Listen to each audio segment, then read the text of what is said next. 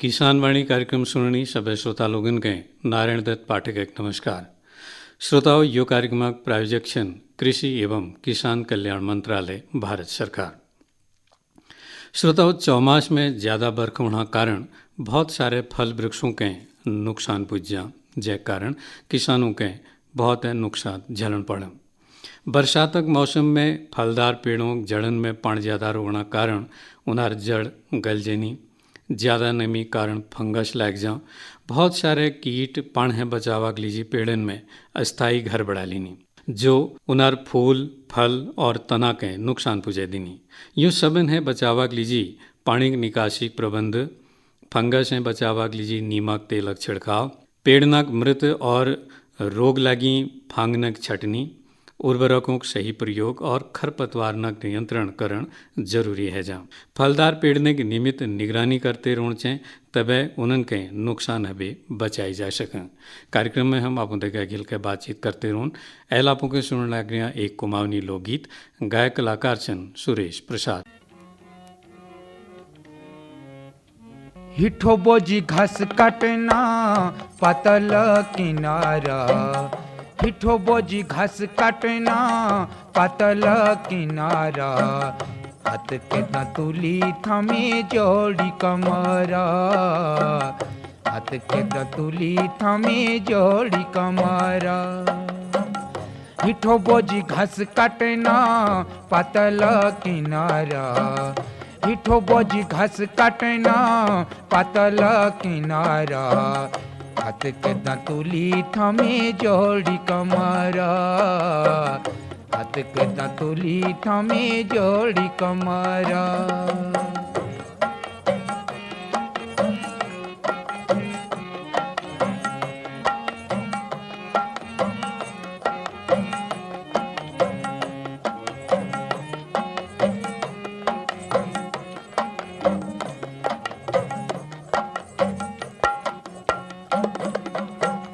हरियो चढ़ो पानी खाचा दुई नदी किनारा, हरियो चढ़ो पानी खाचा दुई नदी किनारा, हाथे की ही रोदा दिए मुख की अनारा, हाथे की ही रोदा दिए मुख की अनारा, मुख की अनार हो बोजी पातल किनारा, मुख की अनार हो बोजी पातल किनारा, हाथ के दतुली थमे जोड़ी कमरा बोजी, हाथ के दतुली थमे जोड़ी कमरा। हिठो बोजी घास काटना पातल किनारा, हिठो बोजी घास काटना पातल किनारा, हाथ के दतुली थमे जोड़ी कमरा, हाथ के दतुली थमे जोड़ी कमरा।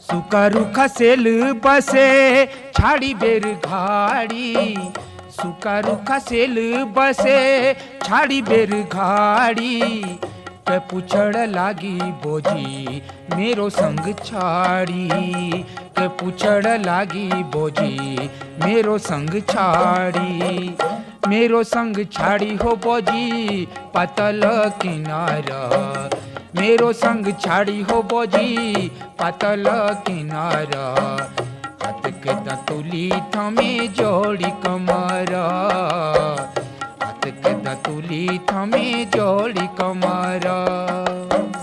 हिठो बोजी घास काटना पातल किनारा, हिठो बोजी घास काटना पातल किनारा, हाथ के दतुली थमे जोड़ी कमरा बोजी, हाथ के दतुली थमे जोड़ी कमरा। श्रोतावल्य आपून सुनो सुरेश प्रसादक स्वर में कुमाऊनी लोकगीत। हर जोखिम से निकल कर फसल आए, सुरक्षित हो जाए, फसल बीमा से हर किसान संकट के समय प्रधानमंत्री फसल बीमा योजना किसानों के लिए वरदान है। अब सूखा पड़े या बाढ़ आ जाए कोई डर नहीं। अब ओले पड़े या कीट पतंगे फसल खा जाए कोई फिक्र नहीं, क्योंकि हमने लिया है प्रधानमंत्री फसल बीमा। बुआई से फसल कटाई तक हर जोखिम का दावा, न्यूनतम प्रीमियम पर अधिकतम भुगतान का वादा। योजना से हर साल जुड़ रहे हैं 5 करोड़ से ज्यादा किसान। अब आपकी है बारी। नजदीकी कृषि कार्यालय, सहकारी समिति, बैंक शाखा, अधिकृत बीमा कंपनी या जन सेवा केंद्र में स्वेच्छा से करा सकते हैं पंजीकरण। फसल बीमा पोर्टल या फसल बीमा ऐप द्वारा भी कराया जा सकता है पंजीकरण। प्रधानमंत्री फसल बीमा योजना, आपकी फसलों का संपूर्ण सुरक्षा कवच। कृषि एवं किसान कल्याण मंत्रालय, भारत सरकार। श्रोताओं, खरीफ फसलना का मौसम चल रहा और ये का संदर्भ में अब हम आपको के सुन लग रहे हैं एक भेंट वार्ता जैक विषय से खरीफ की प्रमुख दलहनी फसलें। वार्ताकार छन डॉक्टर अनुराधा भारती और भेंटकर्ता नारायण दत्त पाठक। श्रोताओं, आज हमने अपने स्टूडियो में आमंत्रित किया है विवेकानंद पर्वतीय कृषि अनुसंधान संस्थान हवालबाग परिक्षेत्र अल्मोड़ा की वरिष्ठ वैज्ञानिक डॉक्टर अनुराधा भारती जी को। डॉक्टर भारती जी, स्वागत है हमारे स्टूडियो में आपका। धन्यवाद। आज हम डॉक्टर भारती जी से जानकारी प्राप्त करेंगे खरीफ की प्रमुख दलहनी फसलों के बारे में। सबसे पहले तो डॉक्टर भारती जी, आपसे हम जानना चाहेंगे कि दलहनी फसलों का हमारी कृषि में क्या महत्व है। आपने बहुत अच्छा प्रश्न किया है, क्योंकि दलहनी फसलें न केवल हमारे लिए मानव स्वास्थ्य के लिए, पशु पोषण के लिए आवश्यक हैं, बल्कि टिकाऊ खेती की अगर हम बात करें या फिर पर्यावरण संरक्षण के बारे में अगर हम कहें तो इन सभी चीज़ों में जो दलहन फसलें हैं बहुत ही महत्वपूर्ण भूमिका निभाती हैं। ये जो फसलें होती है प्रोटीन का बहुत ही अच्छा स्रोत होती है, जो कि अनाज फसलें जो होती हैं उनकी तुलना में लगभग 3 गुना अधिक प्रोटीन की मात्रा अपने में रखती हैं। और इसके अलावा जिंक, आयरन, फाइबर, एंटीऑक्सीडेंट और पॉलीफिनॉल जैसे तत्व होते हैं, ये भी इनमें काफ़ी मात्रा में पाए जाते हैं, जिसकी वजह से जो दलहन फसलें हैं काफ़ी स्वास्थ्यवर्धक होती हैं। और सबसे अच्छी बात यह है कि जो दलहन फसलें हैं अगर अनाज फसलों के साथ मिलती हैं तो ये मिलकर एक संतुलित आहार का निर्माण करती है, जो कि एक मानव स्वास्थ्य के लिए बहुत अच्छा रहता है। अच्छा, दूसरी बात में ये थी कि जो पशु पोषण के लिए भी बहुत आवश्यक है, कि क्योंकि इसमें जो दलहन फसलें हैं इसमें पशुओं के लिए उच्च गुणवत्ता युक्त प्रोटीन युक्त चारा ये प्रदान करती हैं। और इनकी जो हरी पत्तियाँ होती है या भूसी होती है या फसल के अवशेष होते हैं पोषक तत्वों में काफ़ी हाई होते हैं, और विशेषकर प्रोटीन, कैल्शियम और फास्फोरस की जो मात्रा है इसमें भरपूर मात्रा में ये तत्व इसमें पाए जाते हैं, जो दूध के उत्पादन को और पशु के स्वास्थ्य के लिए बहुत ही हितकारी होते हैं। और इसके अलावा अगर हम दलहन फसलें पशुओं को चारे के रूप में खिलाते हैं तो रासायनिक चारे की आवश्यकता भी कम हो जाती है।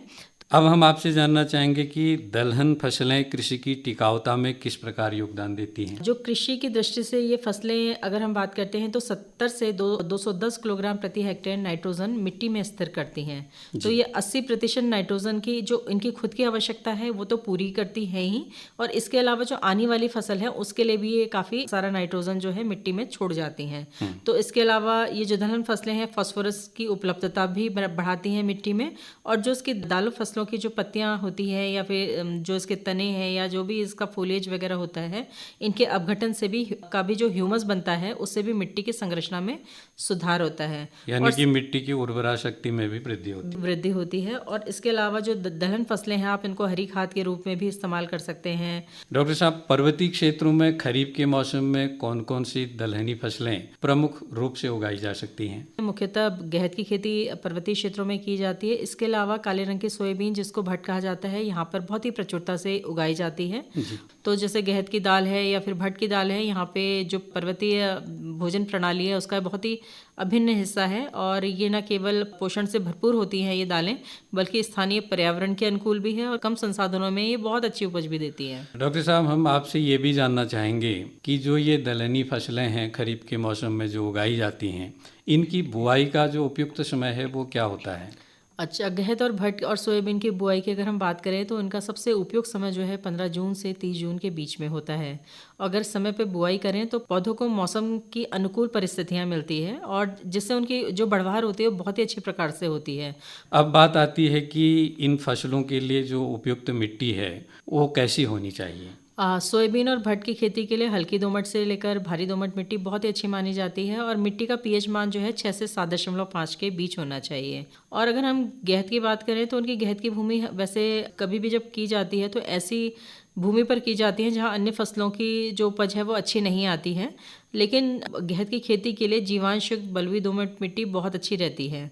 अच्छा, इनकी बुआई की जो उपयुक्त विधि है वो किस प्रकार की होनी चाहिए? बुआई हमेशा लाइनों में ही करनी चाहिए जिससे कि पौधों को भरपूर धूप, हवा और पोषण मिल सके।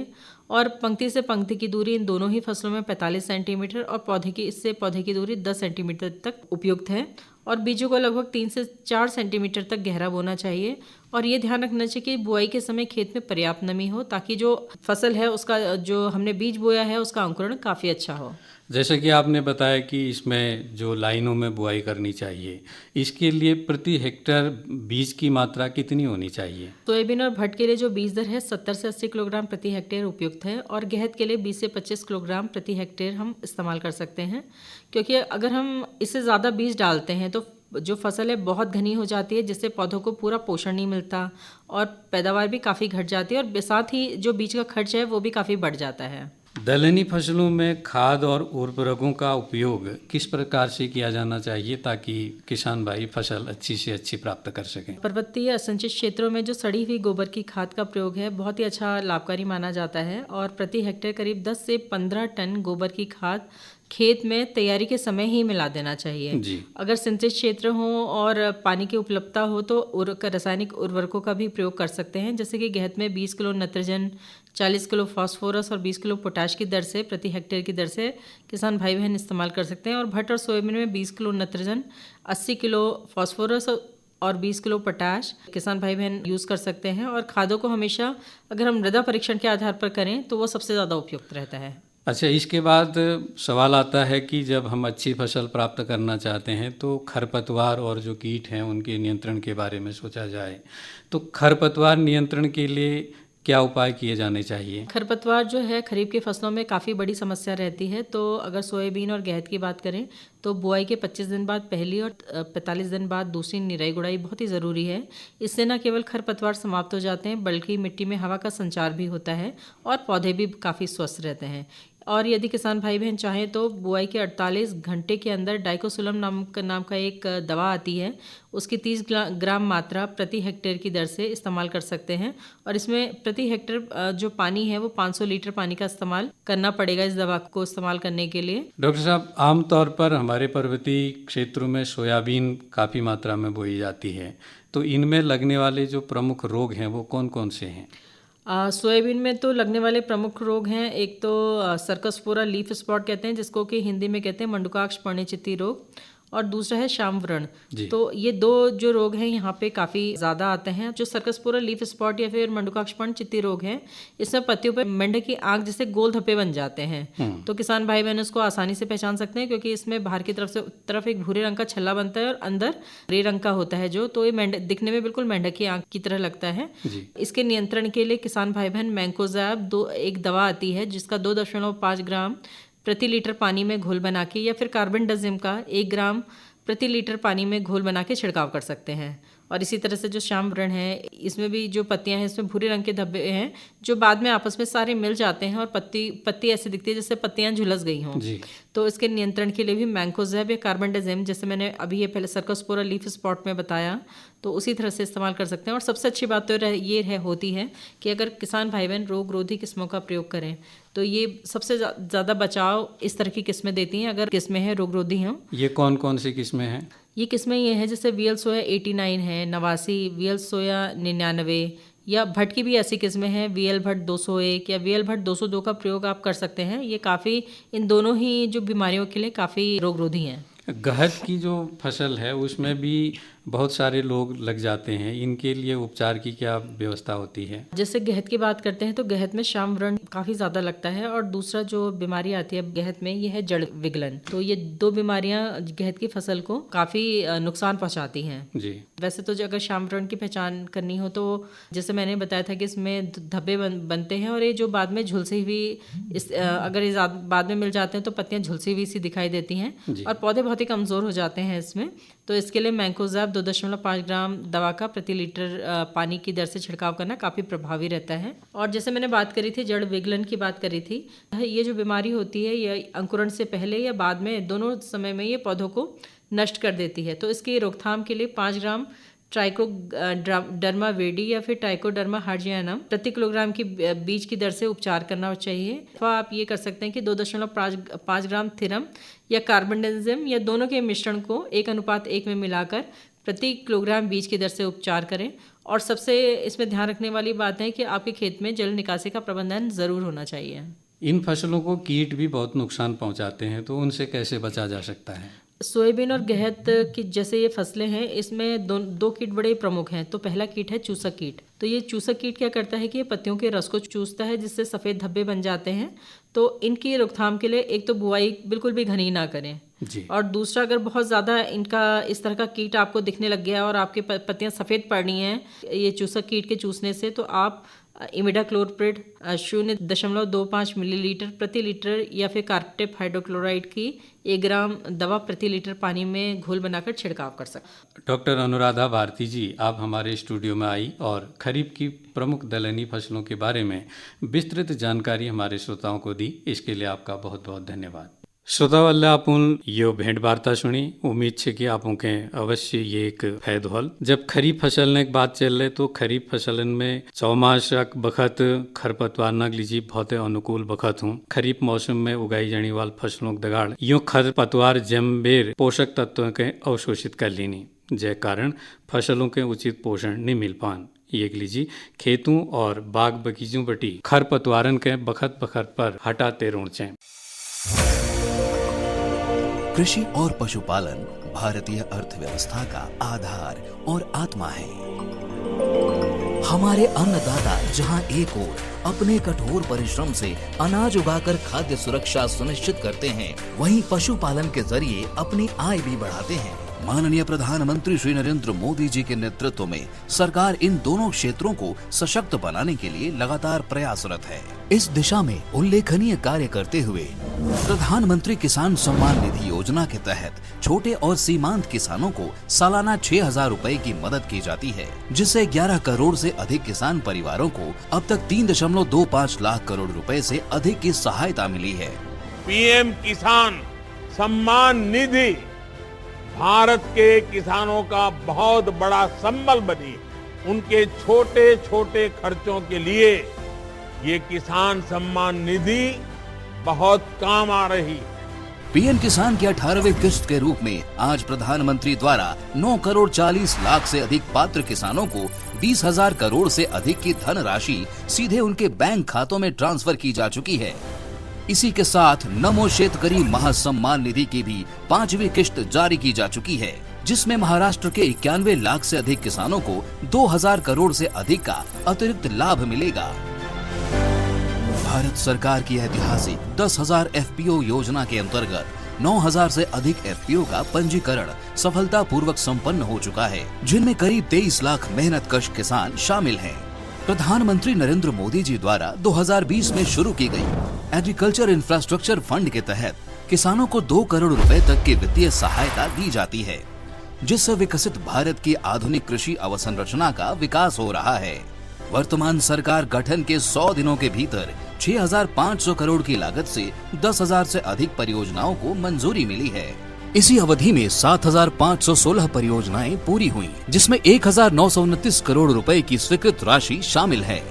भारत सरकार के राष्ट्रीय गोकुल मिशन के अंतर्गत देशी नस्ल के गायों एवं भैंस की गुणवत्ता में तेजी से सुधार एवं दूध उत्पादन में लगातार बढ़ोतरी से देश में श्वेत क्रांति द्वितीय चल पड़ी है। इसी क्रम में प्रधानमंत्री नरेंद्र मोदी जी के आत्मनिर्भर भारत के आह्वान से 2 बड़े कदम आज देश को समर्पित किए जा रहे हैं। गौ सॉर्ट स्वदेशी सेक्स सॉर्टिंग तकनीक से बछड़ी पैदा होने की सफलता दर 90% है, जिससे 8 करोड़ डेयरी किसानों को लाभ होगा। राष्ट्रीय गोकुल मिशन के अंतर्गत राष्ट्रीय डेयरी विकास बोर्ड और ICAR NBAGR के साझा वैज्ञानिक कार्यक्रम से विश्व में पहली बार देशी गाय और भैंस में अच्छे नस्ल की त्वरित पहचान के लिए गौ चिप और महिष चिप नामक जेनोमिक चिप तैयार कर लिए गए हैं, जिनसे नस्ल सुधार कार्यक्रम दुगनी तेजी से चल पाएंगे। ये सुविधा कोई भी किसान NDDB के काफ लैब एवं KLDB के लैब से उचित दाम पर ले सकते हैं। प्रधानमंत्री जी के कुशल नेतृत्व में कृषि और पशुपालन के समन्वित विकास से भारत आत्मनिर्भर बन रहा है और सरकार किसानों को सशक्त बनाने के लिए प्रतिबद्ध है।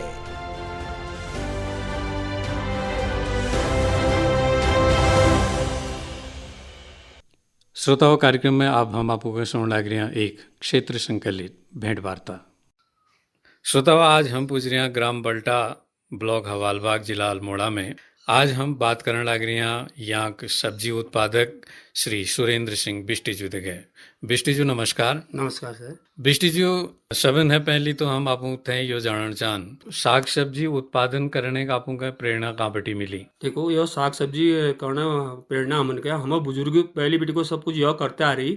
जब बेटी हम पैदा हूँ तब बेटी हम भी देख रहे हो, यह सब्जी बेटी को हमारा बच्चे ने भरण पोषण करनू, पढ़ू लिखू। मतलब कि तुम्हार पहली बेटी का बुढ़बाड़ लोग ले साग सब्जी उत्पादन यहाँ करते होना। बहुत पहली बेटी बुजुर्ग बेटी को चली हुई साग सब्जी बैठी छो हमारे। अच्छा, तो यहाँ के जलवायु साग सब्जी के लिए अनुकूल, बहुत अनुकूल छो। साग सब्जी के अलावा अपन पास और के छन कृषि कार्य में? हमारे कृषि कार्य में साग सब्जी लीजिए, जैसे हम झुंगर बहनू, मडू बहनू, और ये भट, गहत, और ये लहसुन, और ये गडेरी। साग सब्जी में एल आजकल अपन पास के साग सब्जी? एल हमारे पास यह बार मिर्ची, बैगन, तुरई, लौकी, ककड़ी, और थोड़ा बहुत हरी साग मूल हूँ। वो थोड़ा ये टाइम पर धनी, ये टाइम पर थोड़ा सा वो बारिशों वजह थोड़ी कम हो, थोड़ा गल जा। अच्छा, सिंचाई की सुविधा है अपन पास? सिंचाई अचू तली तो नहर चू जो मेन हमार पट्टी चू वीक, और यहाँ जैसे नौला होला छन, और घर में जो पानी हानी चू वह हम कर लिनो साग। साग सब्जी में जो कीड़ लग जानी या रोग लग जानी वीक लीजिए अपन के उपाय कर साग सब्जी लीजिए हम तुम्हारे हॉर्टिकल्चर मतलब वो लोग मदद करनी, और या कृषि विज्ञान वाला कब आया वो लोग बतूनी की ये चीज चाहे कभी, क्योंकि वीक वो बोर्ड बिल्कुल हॉला टाइप बग जानी, वीक अंदाज हमका नहीं है पान जो दवाई डालू कह तो कोई हंग में तो है सक्सेस, कोई हंग में है नहीं पानी दू। कीट नियंत्रण अगले अपन व्यवस्था करते? हाँ, व्यवस्था कर लेनो, मतलब किसान कर लेनो। अच्छा, साग पात तक लीजिए आपको के बाजार कहाँ मिले? हमका बाजार हमारे अलमाड़ मार्केट नजदीक में, हम मार्केट में है, हम बाजार में जानू लोकल में साग सब्जी दुकान। अच्छा, साग सब्जी के आप अल्मोड़ा बाजार में अपन साग सब्जी सब बेची है? हाँ, सब बेची। तो यहाँ बेटी अल्मोड़ा तक जो ट्रांसपोर्टेशन लग जा वही बाद ठीक ठाक कीमत मिल जाए? हाँ, चलो ठीक ठाक मिल जाए, कीमत तो ठीक ठाक मिले। छुई की पहली बेटी को तो पैदल जाची लोग, सब घर में जब आइले पैदल को लोग पैदल जानी, जब गाड़ी बाइक है, स्कूटी लोग अब स्कूटी में ले जानी।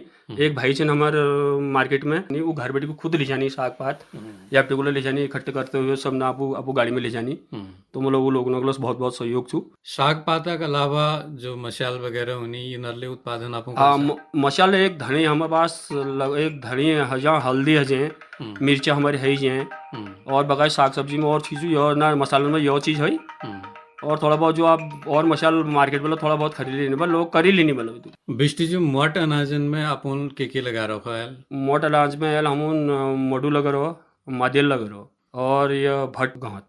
अच्छा, गहतक उत्पादन कस हुआ अपन वहाँ? हूँ तो कम हूँ, बहुत कम हूँ, नहीं हूँ जो आपको लीजिए है ही, मतलब जब निकल जाओ आपको लीजिए। अच्छा, और बका ये बिक्री लीजिए के नहीं भाई, बिक्री लीजिए तो भट गौल नहीं भाई दो आप नॉर्मल आप लीजिए। पहले में बहुत कुछ बेचिया, तो ये सुअर व्हील थोड़ा बहुत उनका लोग खुद जाना हो आप करी के तो लगुण पड़नी। मड्डू और मदिरा का उत्पादन कम हूँ आप लीजिए हजम।